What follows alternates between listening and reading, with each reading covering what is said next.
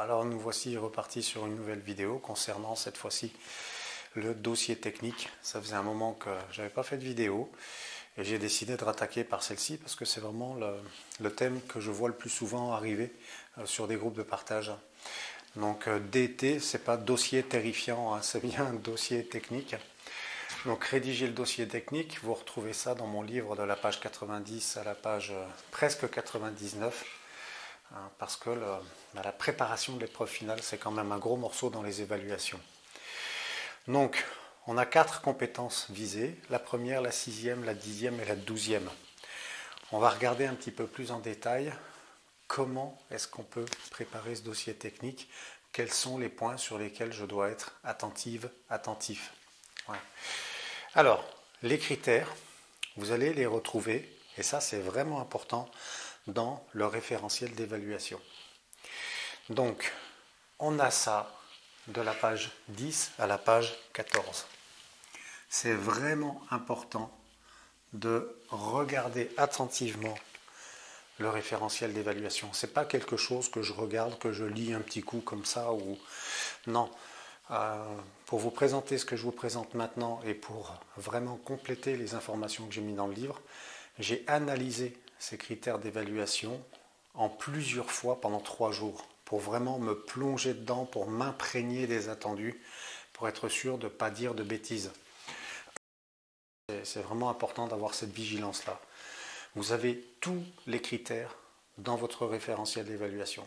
Le jury, lorsqu'il va venir vous écouter, vous regarder, vous observer, il va avoir les mêmes critères et il va se baser là-dessus pour évaluer si effectivement vous êtes un candidat admissible ou non au titre professionnel. Donc regardez-les avec attention.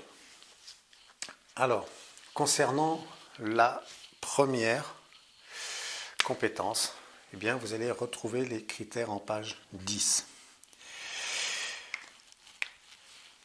Quand vous rédigez votre dossier technique, l'idéal à la limite, c'est prendre les critères un par un et se dire, ok, est-ce que je réponds à une majorité de critères?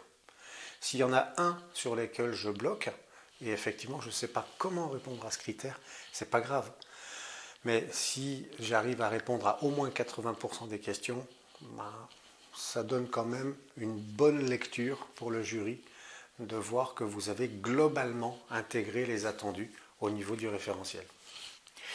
Alors, nombre de pages d'écriture, ça malheureusement c'est un peu imposé, c'est pour cette compétence-là 8 à 12. Alors, évidemment, s'il n'y a que 7 pages ou s'il y a 13 pages, on ne va pas vous en tenir rigueur. En tout cas, moi en tant que jury, quand je suis sur ce côté-là, quand je prends cette casquette-là, s'il y a une page de moins ou plus, je ne suis pas regardant, quoi. Par contre, il ne faudrait pas s'amuser à en mettre trop peu ou trop, tout simplement. En termes d'annexes, là, sur cet exemple-là, c'est un peu particulier parce qu'il y en a 3 différentes. Donc, comment ça va se passer? Eh bien, vous avez le choix de les mettre tout de suite derrière le chapitre, ou alors vous mettez tout à la fin, mais n'oubliez pas de référencer votre annexe ou vos annexes dans le glossaire. Alors, on va avoir le scénario pédagogique et d'accompagnement. Donc, scénario pédagogique et d'accompagnement. Alors, qu'est-ce que ça veut dire d'accompagnement? Ça veut dire que je me penche sur quels sont les contenus que je veux dispenser sur 1 heure, 2 heures, 3 heures. D'accord? Je fais vraiment le ciblage sur les contenus, comment je décompose ces contenus, comment je les articule entre eux, où sont mes points d'articulation, quels sont les points de vigilance. Et puis le scénario d'accompagnement, ça veut dire, si je sais qu'il y a un sujet sensible dans les différents points, eh bien comment est-ce que j'envisage de remédier à ça si je vois que mes apprenants, ils bloquent, ils freinent, ils grincent des dents. Par exemple, je préconise un accompagnement peut-être en binôme ou carrément individuel. Voilà, mais ce temps-là, il est prévu. Ça, c'est la première chose.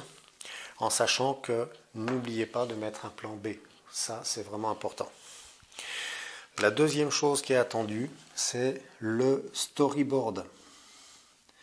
Alors, on n'est pas tous très très bons en dessin, d'accord? Donc, personnellement, moi je dis aux stagiaires, si vous avez un diaporama, faites tout simplement des captures d'écran. Et puis, essayez d'avoir des images qui sont vraiment parlantes. Si par exemple mon diaporama, j'ai 6 fois ma figure qui apparaît, on est d'accord que ce n'est pas un point de repère. Par contre, si la première fois je vois, alors je dis n'importe quoi, un chariot élévateur, la deuxième fois je vois une batterie, la troisième fois je vois des éléments de sécurité, la quatrième image je vois mon visage, voilà, là ça donne des points de repère qui sont facilement identifiables. Et puis après, je vais dire, ok, durant ce petit laps de temps, qu'est-ce qui se passe? Sur quoi je vais mettre l'accent et éventuellement c'est quoi les points clés pour la voix off. Après on passe au deuxième chapitre qui en fait porte sur la compétence numéro 6. Donc là vous aurez les critères dans votre référentiel d'évaluation, les critères spécifiques en page 11. Pardon, hop, je vais aller un peu vite. Donc là vous aurez vos critères en page 12 sur le référentiel d'évaluation. Le nombre de pages attendues en termes d'écriture, c'est un petit peu moins, c'est 5 à 8. Donc s'il y a des images, des choses comme ça, du coup ça met un peu de volume, ça facilite parfois le travail, si on n'est pas très littéraire. Et ce qu'on va vous demander en termes d'animation, c'est... en termes d'animation, en termes d'annexe, c'est le scénario d'animation. D'accord? Et là, vous ferez attention parce que le scénario pédagogique, ça n'est pas le scénario d'animation. Admettons que je fais une formation sur... je sais pas moi, puisque j'ai déjà pris l'exemple du vélo, pour la règle des 3C, je vais continuer sur cet exemple-là. Je vais vous parler de l'entretien du vélo, par exemple. Eh bien, dans mon scénario pédagogique et d'accompagnement, je vais vous dire, il faut faire attention pour les freins, il faut attention pour les dérailleurs, comment nettoyer mon vélo, d'accord? Ça, c'est le contenu. Mon scénario d'animation, c'est, aujourd'hui, j'ai un public d'adultes.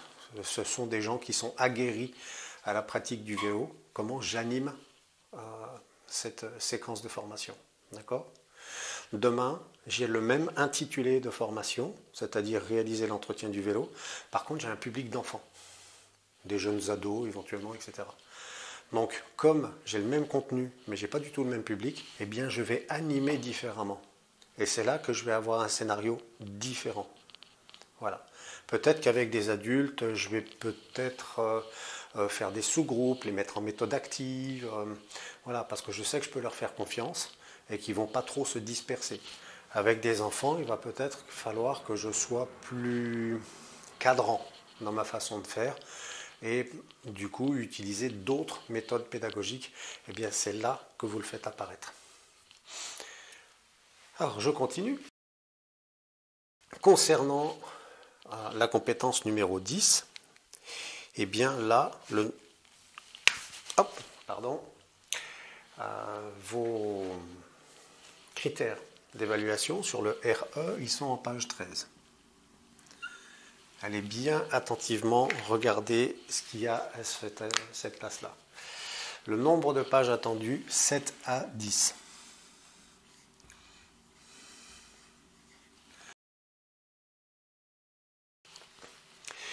Et là, comme ça porte un petit peu sur l'entretien quand même, eh bien, vous êtes censé restituer la synthèse d'un entretien que vous avez réalisé en vrai, soit avec vos partenaires de formation si c'est lors d'un entraînement en cours de formation, mais le mieux, ça serait de pouvoir restituer quelque chose que vous avez fait en stage dans un OF, alors soit sur la première période, soit sur la deuxième période. Ça, c'est en fonction de ce que vous avez réellement pratiqué lors des stages.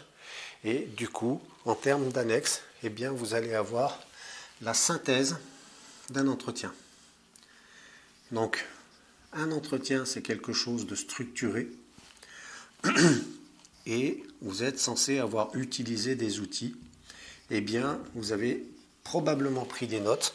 Eh bien, vous allez les présenter à ce moment-là. Qu'est-ce que l'apprenant m'a dit? Comment est-ce qu'on s'est retrouvé? Combien de temps ça a duré? Quelles étaient les problématiques identifiées? Quelles ont été les pistes d'amélioration envisagées? Sur quoi nous sommes-nous engagés l'un et l'autre pour permettre de dépasser la difficulté et avancer dans le programme? Eh bien, c'est à ce moment-là que j'ai une synthèse d'entretien que je présente au jury. La particularité entre le premier, le deuxième et le troisième point, c'est que dans la mesure du possible, c'est bien si possible, j'ai un lien entre mon chapitre 1 et mon chapitre 2, et j'ai un lien entre mon chapitre 1 et mon chapitre 3. D'accord? Ça, c'est bien spécifié dans le référentiel d'évaluation. Vous le retrouvez, c'est en page 7, c'est marqué « si possible ».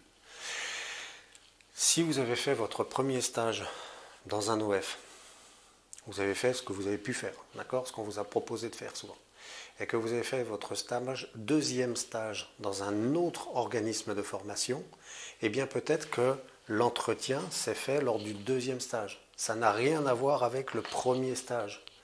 Donc là, forcément, ce si possible-là, il n'est pas possible. Alors, on va prendre le temps de recontextualiser un petit peu pour que le jury puisse comprendre que cet accompagnement ne s'est pas fait dans les mêmes conditions que les deux premiers témoignages que vous rapportez. Alors, enfin, pour la dernière partie, retrouvez les critères d'évaluation en page 14. Et c'est la plus grosse partie, puisqu'il y a différents points à aborder. Et là, vous avez 10 à 15 pages. Puisqu'il y a plusieurs thématiques à aborder. Faites-le de façon structurelle. N'hésitez pas à chercher sur Internet, par exemple, par rapport à la veille, où sont les organismes. Alors certains diront concurrents. J'aime pas ce mot, moi je préfère parler de où sont les confrères. Voilà, peut-être organiser ça de façon géographique. Voilà, les organismes de 0 à 20 km, il y a cela. De 20 à 40 km, il y a cela. Quels sont ceux qui proposent les mêmes formations que nous? Quels sont ceux qui proposent des formations proches de nous? Voilà, quels sont les avantages des uns, les avantages des autres? Par exemple, il y en a un qui fait du mixed learning alors que l'autre, il fait que du présentiel. Voilà, argumentez un petit peu ce que vous trouvez. Ça permet au jury de voir que vous connaissez votre territoire. Voilà, en tout cas, par rapport à votre spécialité. Si je suis spécialisé dans la vente, je n'ai pas besoin forcément de m'intéresser aux organismes de formation qui proposent de la formation en maçonnerie. Voilà, c'est pas ce qui va m'intéresser le plus. Particularité de ce 4e chapitre, il n'y a aucune annexe admise. Donc, respectez bien ça. Voilà. Le dernier point, j'aurais pu commencer par ça, c'est, je vous rappelle que au-delà du nombre de pages qui vous est imposé, donc ça nous fait un total de 30 à 45 pages à peu près, vous avez une police à respecter et vous avez un interligne à respecter. Donc la police c'est Arial, l'interligne c'est 1.15. Voilà. Je vous souhaite un très bon courage. Anticipez la rédaction. Ça prend vraiment du temps. Moi je pense que si vous voulez travailler dessus de façon progressive, si vous envisagez de faire un peu chaque jour, n'hésitez pas à commencer 2 semaines avant pour avoir ensuite le temps de le relire, de vérifier votre orthographe, de soigner la mise en page avant d'imprimer. Voilà. Allez, bon courage à vous, bon travail et puis surtout je vous souhaite une belle réussite. À bientôt.